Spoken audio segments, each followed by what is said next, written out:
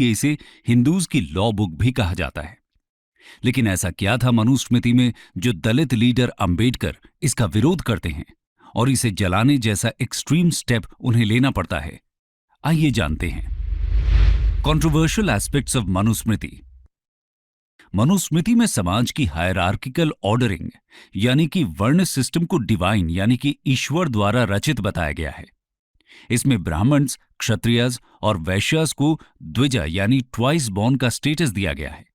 वहीं शूद्रस को single birth वाला कहकर उन्हें अनक्लीन और वेदास पढ़ने के लिए अनफिट बताया है।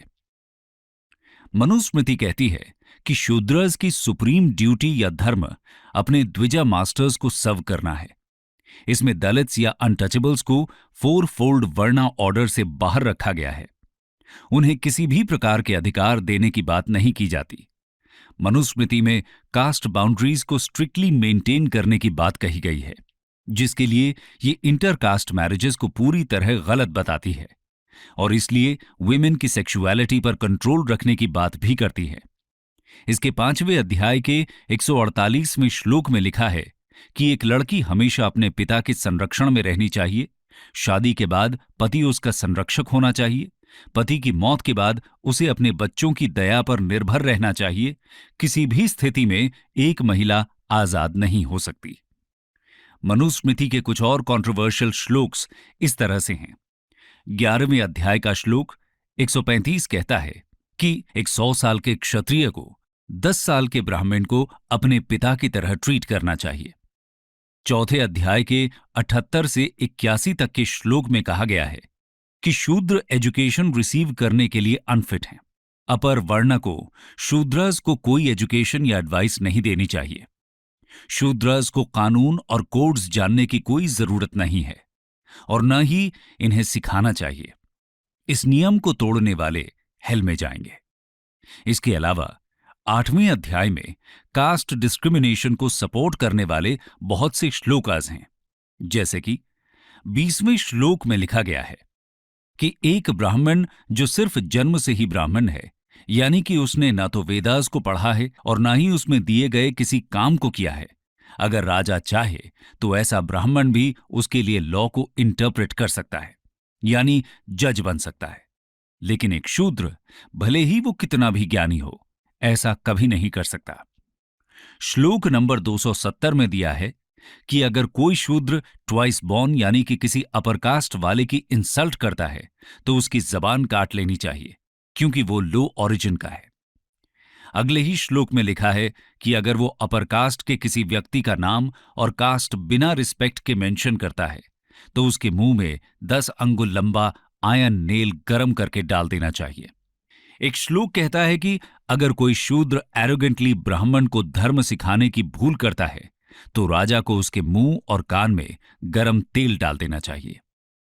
इसी तरह के बहुत से श्लोकों के द्वारा मनुस्मृति में ब्राह्मण्स की सुप्रेमेसी और शूद्रस की इंफीरियॉरिटी को एम्फेसाइज किया गया है। इसलिए स्वाभाविक है कि दलित लीडर्स या सोशल इक्वालिटी में बिलीव करने वाले लोग मनुस्मृति का विरोध करते हैं।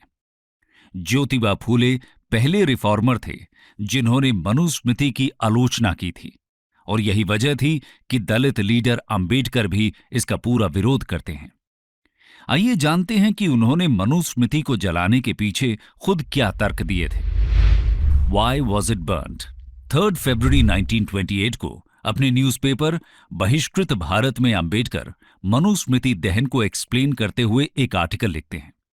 इसमें कहा गया कि मनुस्मृति को पढ़ने के बाद अंबेडकर को विश्वास हो गया कि ये सोशल इक्वालिटी के आइडिया को बिल्कुल भी सपोर्ट नहीं करती। हम पिछले सेक्शन में देख ही चुके हैं कि कैसे मनुस्मृति कास्ट डिस्क्रिमिनेशन को सैंक्शन करती है और किसी भी चीज को जलाने का मतलब होता है कि वो जिस आइडिया को रिप्रेजेंट कर रही है उसके प्रति विरोध जताया जा रहा है।